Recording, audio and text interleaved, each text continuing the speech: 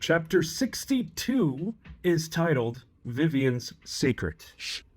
But this is not that chapter. This is, however, one of my favorite chapters in the book.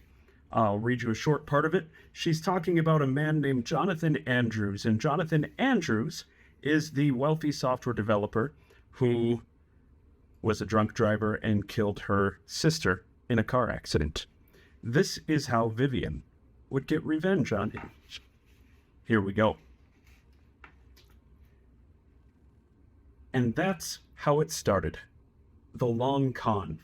For 30 years, she helped Jonathan Andrews illegally acquire priceless historic relics. Illegally being the operative word in her scheme. Every artifact in his collection was stolen from museums, stolen from archaeological dig sites, or robbed in transit from one museum to another. And they did this not just from the United States, but from all over the world.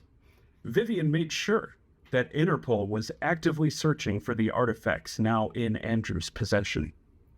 And she had the receipts. Right when he wanted to retire, right when his nest egg was big enough that he could play rather than work for the rest of his life, Vivian would strike. All the receipts, all the photos of artifacts, and all the recordings of their phone calls would go to the FBI and Interpol. For 30 years, she helped Jonathan Andrews accumulate nearly 200 sacred pieces of cultural history from around the world. Egypt, China, India, Mexico, Central America, Peru, Norway, Italy, the list goes on and on. Vivian helped him learn to crave these artifacts. Each transaction deepening his desire to fill his multiple houses with cultural relics that were not his own. Vivian had become Jonathan Andrews' snake, tempting him with an apple.